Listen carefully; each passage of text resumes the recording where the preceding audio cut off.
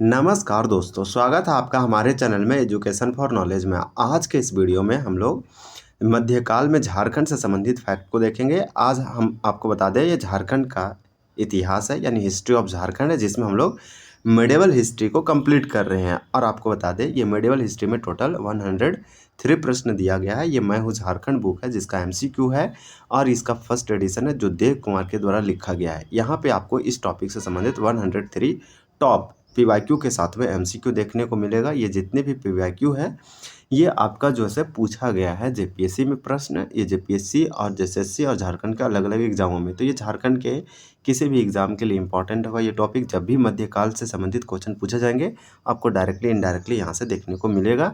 ये बुक का खासियत ये है कि जितने भी क्वेश्चन बनना चाहिए बनाया गया है। टॉपिक वाइज PYQ है, ये भी एक बहुत ही बेटर और बहुत अच्छा है। आपको स्टेटमेंट वाइज भी देखने को मिलेगा और बहुत अच्छे से बनाया गया लेटेस्ट पैटर्न के अनुसार सारे तरीके से। तो यहाँ पे आपको जो है आज हमारा पार्ट जो है 3 है। आप अगर पार्ट 1 और 2 नहीं देखे हैं तो ज़रूर देखिए। क्योंकि हम लोग 50 तक कंप्लीट किए थे। आज हम लोग इस वीडियो में 51 से देखेंगे 75 तक। तो इस प्रकार से हम लोग का फिर लास्ट बचा रहेगा जिसमें हम लोग कंप्लीट करेंगे। तो चलिए स्टार्ट करते हैं। ये चैप्टर हमारा 9 है। तो इससे पहले आप अगर झारखंड के नामकरण नहीं देखें ज़रूर देखिए। प्रागैतिहासिक काल में झारखंड, प्राचीन झारखंड का इतिहास, ये सब टॉपिक को आपको एक बार ज़रूर देखना चाहिए। तो हम लोग चलिए कुछ क्वेश्चन यहाँ 50 तक कंप्लीट किए थे देखिए, और हमारा 51 से आज देखना था। और 50 में क्वेश्चन क्या था देखिए, ये क्वेश्चन था हमारा कि अकबर ने 1585 ईस्वी में शहबाज खां के नेतृत्व में किस नागवंशी शासक के विरुद्ध विजय प्राप्त करने अपनी सेना भेजी थी। तो ये था मधुकरण साथा, यानी कि नागवंशी शासक मधुकरण साथा ऋषि के विरुद्ध, इसी के खिलाफ यहाँ जो से शहबाज खां को अकबर ने भेजा था 1585 में विजय प्राप्त करने के लिए, और जो से इसे विवश किया और जो से कर देना शुरुआत किया। तो इस प्रकार से अकबर भी एक प्रतापी और क्रूर भी आप मान सकते हैं, लेकिन अकबर को बहुत लोग अच्छे मानते हैं। तो इस प्रकार से अब यहाँ 49 का देखिए क्या है कि जुनैद कुरानी और मुगलों की सेना के बीच युद्ध हुआ। कहाँ? रामपुर की लड़ाई में।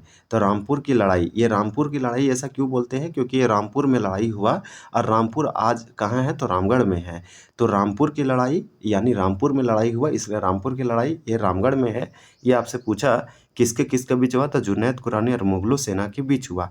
इसमें कौन जीता? किसकी जीत हुई? तो मुगलों का जीत हुआ था, जुनैद कुरानी का हार हुआ था। इसके बाद क्वेश्चन देखिए क्या पूछा कि अकबर ने किससे झारखंड पर विजय प्राप्त करने हेतु भेजा था? तो शहबाज खां को भेजा था ये।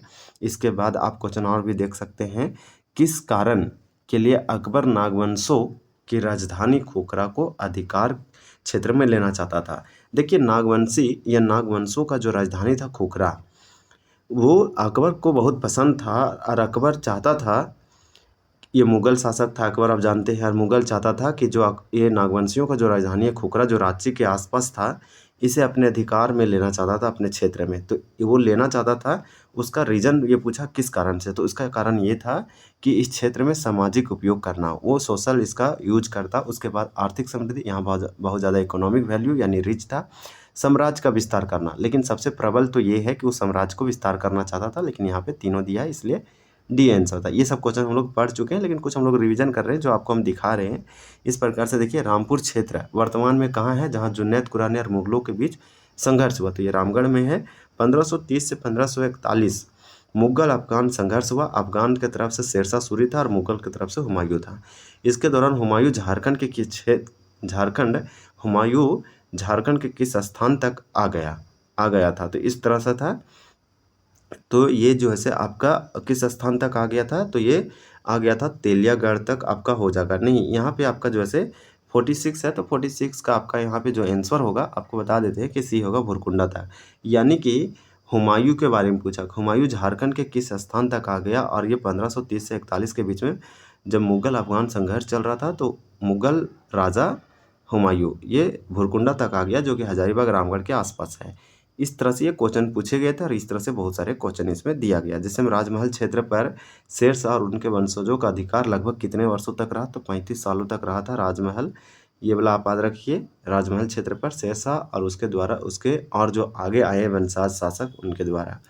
तो ये सब था। देखिए शेरशाह बंगाल अभियान के बाद मुगलों को चकमा देकर राजमहल के रास्ते रोहतासगढ़ पूछा। शेरशाह का मकबरा रोहतासगढ़ है, ये भी याद रखिए। तो राजमहल के रास्ते ही रोहतासगढ़ पहुंचा, जो कि बिहार में है। झारखंड में मुस्लिमों के प्रवेश का मार्ग प्रशस्त करने का श्रेय शेरशाह को जाता है। इसके बाद शेरशाह के शासनकाल में झारखंड में शाही सिखों का प्रचलन हुआ। तो ये सब सही है, ये सब पॉइंट आप याद रखिए। चलिए हम लोग आज देखते हैं 51। देखिए 51 में क्या पूछा गया आपसे कि किस मुगल शासक ने झारखंड को सर्वप्रथम अपना करदाता प्रवेश बनाया। तो करदाता का मतलब होता है टैक्स, यानी कर देना स्टार्ट किया, शुरुआत किया। तो वो आपका मुगल शासक का नाम क्या है सबसे पहली बार। तो यहाँ वाला ये क्वेश्चन आप पढ़े तो ये भी आपका आंसर बन जाएगा। 51 का आपका राइट आंसर यहाँ पे सी होगा। वो आपका शाहजहाँ था। ये हालांकि इसमें अकबर का जिक्र किया, बस इसे तो विजय प्राप्त किया था, लेकिन यहाँ अकबर करदाता प्रदेश बना दिया। तो ये आपका यहाँ 51 का आंसर दिया हुआ है सी, शाहजहाँ। तो इस तरह से आप याद रख सकते हैं। अब हम लोग 52 क्वेश्चन देखते हैं। 52 में देखिए आपका क्या दिया गया है। 52 में क्वेश्चन दिया गया है कि 1589 में ईस्वी में अकबर ने किसे बिहार झारखंड का सूबेदार नियुक्त किया था। तो अकबर बिहार झारखंड का सूबेदार किसे नियुक्त किया गया था 1589 में। तो आप जाते हैं शहबाज खां को अकबर ने ही भेजा था 1585 में। उसके बाद ये 1500 यानी कि 1589 में बिहार झारखंड का सूबेदार नियुक्त किया।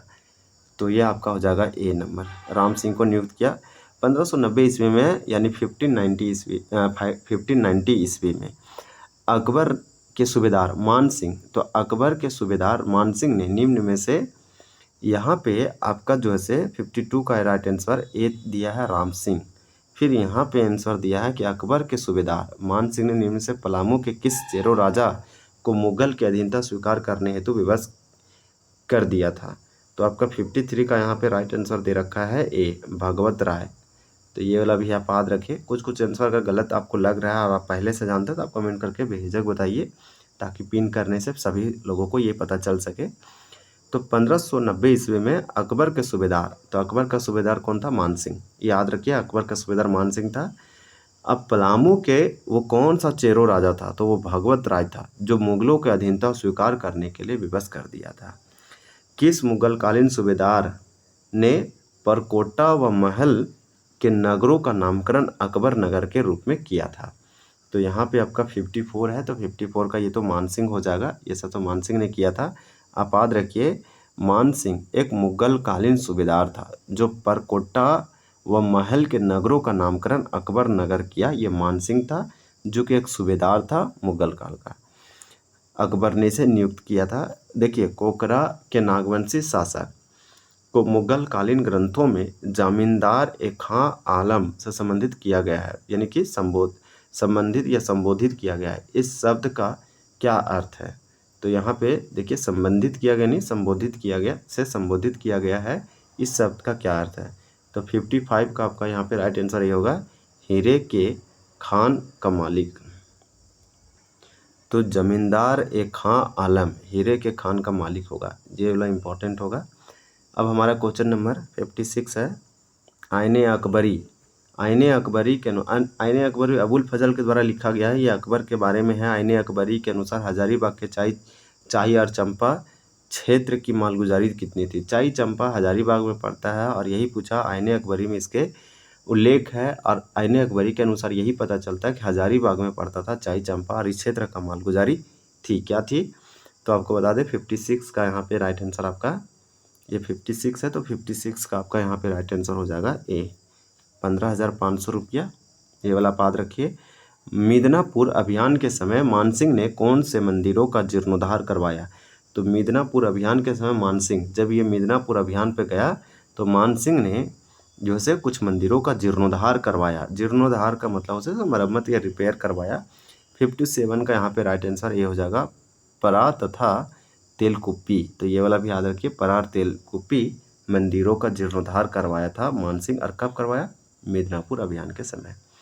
निम्न में से किस ग्रंथ में झारखंड के स्थानीय लोगों द्वारा शंख नदी से हीरे प्राप्त करने के तरीकों का वर्णन है। तो शंख नदी से हीरा मिलता था ऐसा एक मान्यता है और यह स्थानीय लोगों के द्वारा यहाँ जो है हीरे प्राप्त करते थे। इसका तरीका का वर्णन किया गया है। तो किस ग्रंथ में किया गया है। यह आपका 58 है।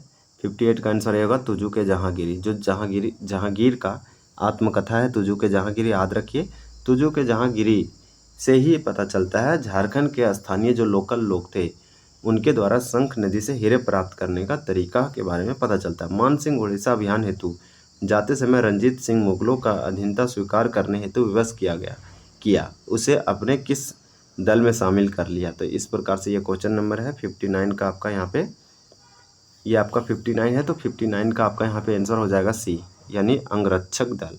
तो अंगरक्षक दल को अपने अधीन कर लिया, और ये वाला इम्पोर्टेंट होगा।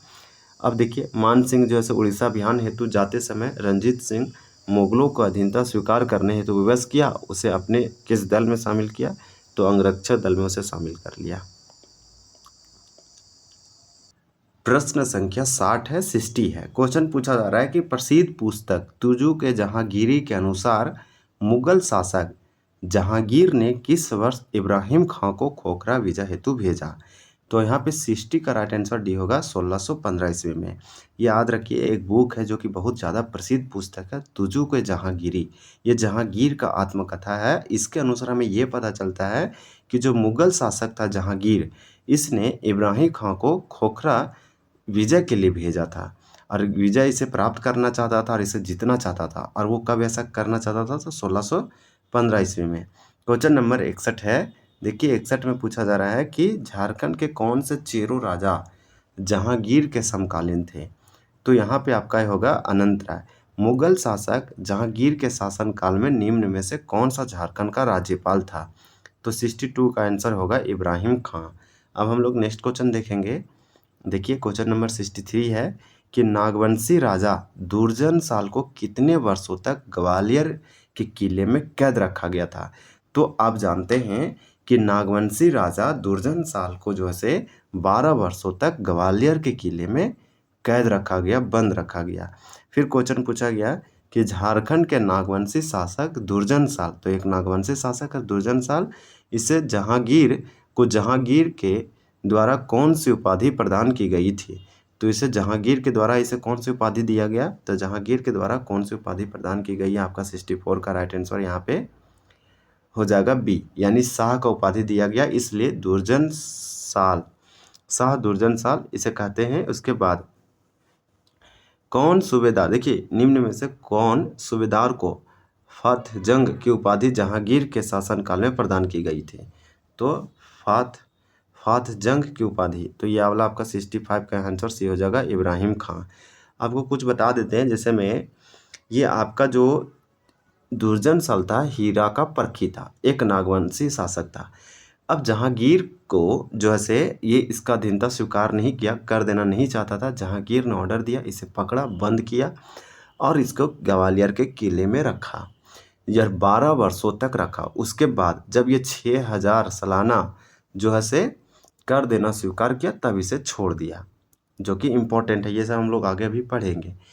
और इसको आप जैसे आप जानते हैं कि 1612 में शायद इसको बंद किया था और 1627 ईस्वी में छोड़ा था।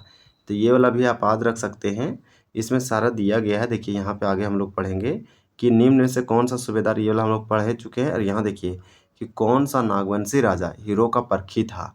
तो ये आपका दुर्जन साल था, जिसे शाह की उपाधि दिया गया। तो 66 का यहाँ पे राइट आंसर क्या हो जाएगा, 66 का ये हो जाएगा दुर्जन साल। ये वाला आप याद रखिए, दुर्जन साल ये नागवंशी राजा था दुर्जन साल, जो हीरो का परखी था और हीरा को अच्छा परखता था। इसलिए एक बार मतभेद हुआ जहांगीर को, और इसे हीरा परखने के लिए असली एक नकली इसको पहचानने के लिए बुलाया था दुर्जन साल, और सही बताया था, इसलिए इसे छोड़ा था 12 वर्षों के बाद। तो यही आपको पूछा है सिंपल कि 12 वर्षों तक किसे ग्वालियर के किले में कैद रखा गया। तो दुर्जन साल को रखा था। और कौन किया था कैद इसको, तो जहांगीर किया था। ये भी पूछा जाता है किस किले में किया गया, किसने किया, कितने सालों तक और कब से कब। तो यहाँ तो डेट वगैरह दिया नहीं है। तो देखिए यहाँ पे हमारा नेक्स्ट क्वेश्चन है कि जहांगीर के शासनकाल में पलामू के किस चेरो शासक द्वारा मुगलों के काफिले को लूटने के कारण उसे बंदी बनाकर दिल्ली लाने का आदेश दिया गया था। तो आपका यहाँ पे 67 का राइट आंसर हो जाएगा बी, यानी सहबल राय। और हम लोग 62 तो देख चुके हैं ना, नागवंशी राजा हीरो का परखी था, ये हम लोग देख चुके हैं। देखिए 68 है कि सन 1627 ईस्वी में, यहाँ पे देखिए डेट दिया है 1627 ईस्वी में। अब इसमें आप 12 माइनस करेंगे तो हो सकता है कि आपका यहाँ पे डेट निकल जाएगा। तो 7 में 2 आपका जाएगा, तो देखिए 5 हो जाएगा, इधर 1 हो जाएगा। हाँ 1615, देखिए 1615 के आसपास आ रहा है, तो यही आसपास आपका होगा, इसी समय इसको बंद किया होगा। तो 1627 ईस्वी में जहांगीर को कैद से मुक्त कर दिया, यानी छोड़ दिया। इसके बदले में दुर्जनशाल ने कितने रुपये वार्षिक कर देना स्वीकार किया? तो यहाँ पे आपका 6000 रुपया हो जाएगा राइट आंसर। तो यहाँ पे 68 का हम लोग का राइट आंसर डी है। जहांगीर के शासनकाल में बिहार के सूबेदार अफजल खां द्वारा पलामू चेरो रजाओं पर आक्रमण के समय चेरो वंशी शासक कौन थे? तो इस तरह से आपका यहाँ पे 69 का राइट आंसर यहाँ पे बी हो जाएगा, अनंत राय था। फिर चलिए नेक्स्ट क्वेश्चन देखते हैं। देखिए क्वेश्चन नंबर 70 है कि एक घटनाक्रम के दौरान हीरे की सही पहचान करने के कारण दुर्जनशाल को जहांगीर द्वारा निम्न में से कौन सी उपाधि प्रदान की गई थी? तो इस प्रकार से 70 का आंसर बी होगा, शाह का उपाधि, दुर्जनशाल कहते हैं ना।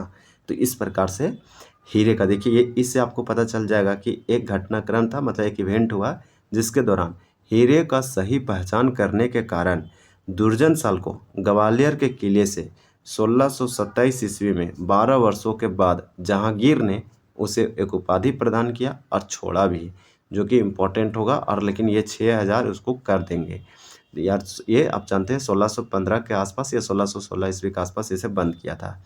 तो इस प्रकार से आप याद रख सकते हैं, शाह का उपाधि है, इसमें कोई बड़ी बात नहीं है। फ्रांसीसी यात्री टेवर्नियर के अनुसार, तो देखिए एक यात्री है जो मुगल काल में आया, टेवर्नियर है, एक फ्रांस से आया फ्रांसीसी यात्री के अनुसार रघुनाथ शाह के राज्य पर कितने बार मुगलों ने आक्रमण किया था? तो 71 का राइट आंसर बी हो जाएगा, एक बार किया था। ये वाला आप याद रखिए, एक बार किया था। औरंगजेब के समकालीन कौन से नागवंशी राजा थे? तो ये वाला क्वेश्चन चलिए देखते हैं। यहाँ पे देखिए क्वेश्चन पूछा जा रहा है कि औरंगजेब के समकालीन कौन से नागवंशी राजा थे? यही औरंगजेब शक्तिशाली, अंतिम शक्तिशाली था, मुगलों का राजा शासक। तो 72 का आपका सही हो जाएगा। ये रघुनाथ शाह भी था और राम शाह, ये रघुनाथ और राम शाह दोनों का दोनों औरंगजेब के समकालीन थे, और ये दोनों नागवंशी राजा हुआ करते थे।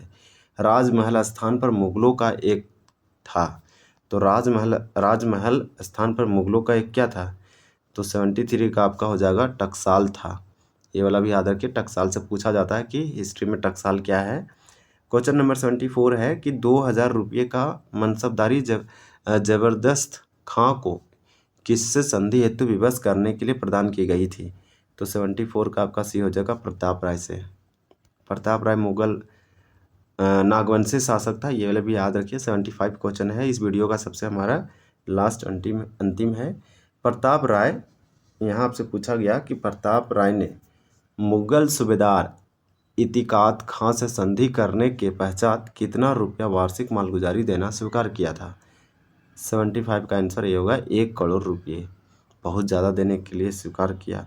चलिए इस तरह से हम लोग अभी आज 25 प्रश्न देखे। अब हमारा लास्ट वीडियो आएगा, पार्ट नंबर 4 आएगा, और इस तरह से हम लोग 103 कंप्लीट कर देंगे। आज हम लोग 75 प्रश्नों तक पहुंच गए हैं।